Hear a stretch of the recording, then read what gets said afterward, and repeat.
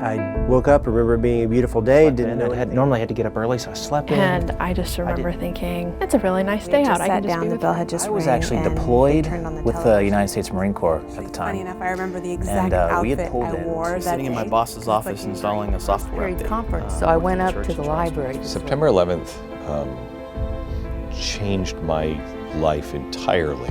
Hi, my name is Glenn Beck. I was born just outside of Seattle, Washington. I'm Rich Hudson from Lake Forest, Illinois. My name is Jared Rue. I'm from Dallas, Texas. My name is Ashanti. I'm from Omaha, Nebraska, and this is what I remember. I'm from the small West Texas town of Abilene, Texas. My name is Vilma. I'm from Plano, Texas, and this is what I remember. My name is Sean, and I'm from Brooklyn, New York, and this is what I remember about 9/11. Miles and miles of sunshine. Other than that, it's kind of quiet around the country. We like quiet. It is beautiful outside, perfect September day with lots of sunshine. Oh, would you look at Washington, huh? It's Tuesday, I'm going outside September today. 11th, 2001. Good morning, 64 degrees at 8:40 on this Tuesday, September 11th. Thousands of New Yorkers will head to the polls today to cast ballots for mayor and a host of other city offices on primary day. Yes. American 11, respond to me now. I am monitoring the hall in which Flight 11. The flight attendant is advising our reps that the pilot, everyone's been stabbed. Nobody move. Everything will be okay. I think there's someone in the cockpit that's taken over. You have no idea where he's going? No idea. Number 3 on Flight 11. The plane's in a rapid descent. The hijackers are in the cockpit. Oh no. I think we might have lost her. I hope today you won't see your face again, baby. I love you. Bye.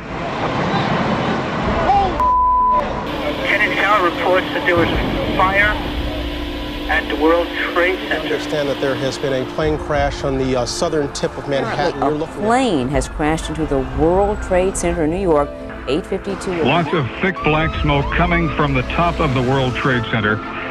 It looks like the plane struck about 3/4 of the way up, maybe a little higher. Yeah, I can't. Unbelievable. I've never seen anything like this in my life. I was on the job about 5 months. I'm a firefighter for a local city, and I just heard on the radio going to another station that an airplane ran into the World Trade Center. And my mom ran into her bathroom. She said, "Sean, my father woke me up, said, hey, get out here, there's something on the news," and we're sitting there going through our lessons for the day. She goes, "A plane just flew through the World Trade Center." On the televisions, and it was all over the news. I remember looking up on the screen as soon as I walked in the door and seeing smoking buildings. It appeared to be an accident to me. I was supposed to be on the 82nd floor for 9 o'clock meeting. World Trade Center, 1060. Send every available ambulance, everything you got to World Trade Center now. Something weird is going on. The World Trade Center is on fire.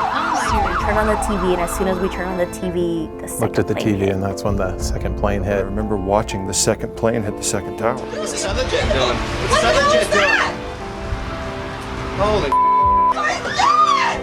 Oh my God! A ball of flame so big I couldn't believe it. It actually, you felt it in your face. Oh my God. That looks like a second plane. I saw another plane hit, and that's when I was like, crap, this has to be an attack. And another plane comes in and hits the other tower. Where? Let's go, come on, back up. When the second one hit, I just remember thinking this wasn't an accident. Second plane hit. An American Airlines jet hit the tower. Peel. A second plane flew through the second tower, and that's when I realized this was different. we both just kind of looked at each other and said, things are going to change from here on out. Things are not going to be the same. This isn't going to be the same country that we used to know. All the people jumping out of the buildings, it's just horrible. All these people are just jumping because they're on fire. My coworker, his wife is on the 82nd floor. There's a lot of people that didn't get out. Scared I've ever been in my whole life. Have you made it back down to the lobby yet?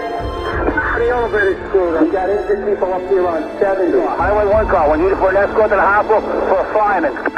Everybody was in a panic. People were crying. People didn't quite know what to do. And we were like, okay, what is going on? Just remembering the panic and confusion in media. So I was thinking, man, what is this going to mean for my son? We had family that worked in the city, couldn't get through to anybody. You see people sitting down just crying. I just knew that was what I wanted to do in that moment, was get a hold of my son and hang on to him. She's explaining to us that the Pentagon had just been hit. That there were multiple attacks in New York City and D.C. And when the plane hit the Pentagon. Oh, we have another report of a plane down in Pennsylvania. There is smoke pouring out of the Pentagon.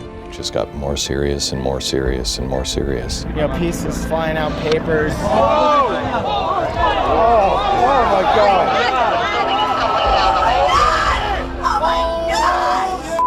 Oh my God! I realized that we were attacked on our home, and that had never happened. All the buses were packed, and you're trying to get home and just figure out the day.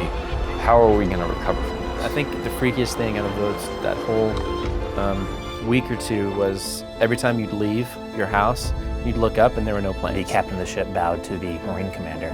He went up there and gave a speech that I will never forget for the rest of my life. And he goes, "Gentlemen and ladies, December 7th, 1941 was the day of infamy for my father and for all your grandfathers. Today, the world will know that September 11th, 2001 is your day of infamy."